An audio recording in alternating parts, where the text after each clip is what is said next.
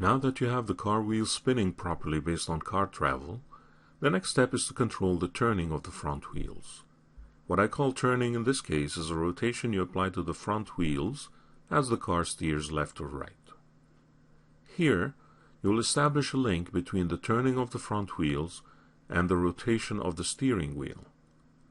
This way, you'll be able to keyframe the rotation of the steering wheel, and the front wheels will react to that change. Continue working on your file. You can also use the file named carRigWheelTurn.max if you need to catch up. Select the steering wheel and set your rotation mode to local. As the steering wheel rotates on its local z-axis, you want the front wheel helpers to also pivot on their local z-axis. Make sure the steering wheel is selected and right-click to access the quad menu. Choose Wire Parameters, Transform, Rotation, 0 Euler XYZ, Z-Rotation. With the rubber band appearing, the next step is to select the front left wheel helper. As mentioned in the last movie, it's easy to make a mistake and pick the wrong object instead. Rather than risk that, use the H key or the Scene Explorer to select the Car Help Front Left Helper object. Wire the steering wheel to the helper's Transform, Rotation, 0 Euler XYZ, Z-Rotation. In the wiring dialog, set the directions so that the steering wheel controls the helper, and click Connect. Do not dismiss the dialog just yet. Make sure the steering wheel is selected and test out the result by rotating it locally on its z-axis. Not bad, but the rotation is inverted.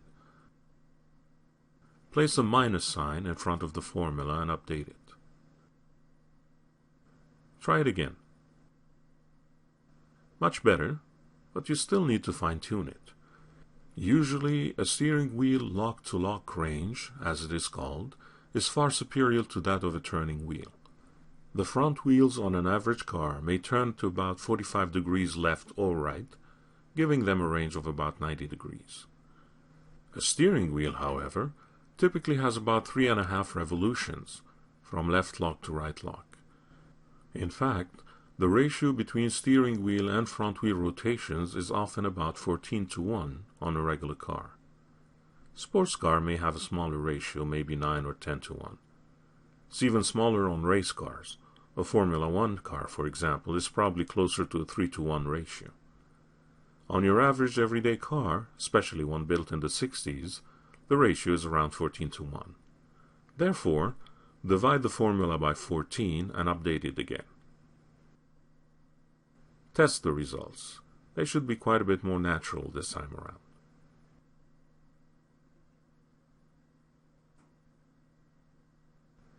Copy the formula using Ctrl-C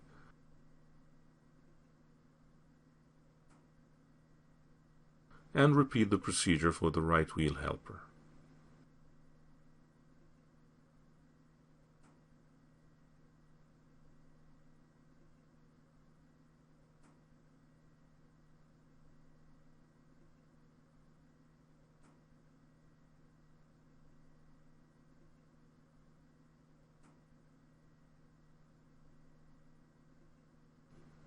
Dismiss all wiring dialogs when done. With the car animated to travel along the path, you will now animate the steering wheel based on the path curves. Select the steering wheel and make sure you are in local rotate mode. Also, switch back your time display to frames only to ensure keyframes do not fall into the subdivisions. Enable Auto Key and take a global look at the animation. For the first 10 frames or so, the car is practically moving in a straight line. Go to frame 10 and right-click the time slider bar. In the Create Key dialog, make sure only rotation is enabled and click OK. This creates a rotation key at frame 10, ensuring no rotational changes happen before that frame. Now scrub the animation until the car is in the middle of the first turn. Frame 52 looks about right. Zoom in for a better view and rotate the steering wheel on its local Z-axis until the front wheels are aligned with the turn.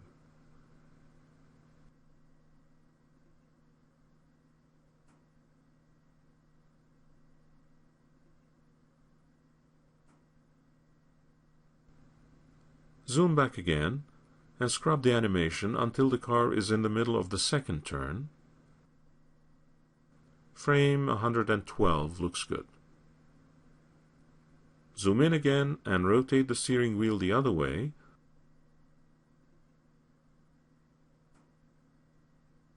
until the front wheels look properly aligned.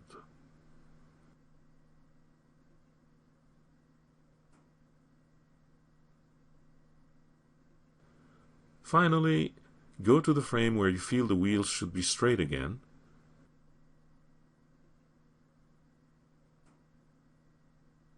Frame 140 seems like a good fit.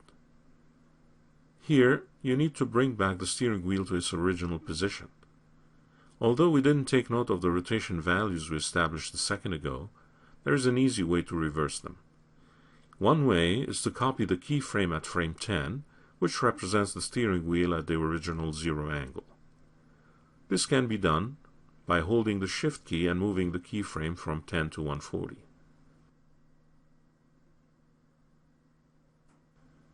Another easier way comes courtesy of freezing the transforms earlier in the tutorial. Because of that, you can use Alt with a right-click and then choose Rotation to 0. This realigns the steering wheel to its original state and creates a keyframe since AutoKey is enabled.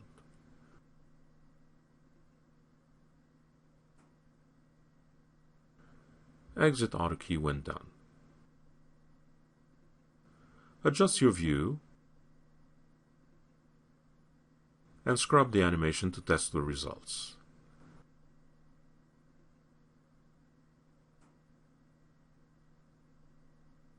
At this point, you may want to reset the time displayed to frames and ticks to smooth the viewport playback.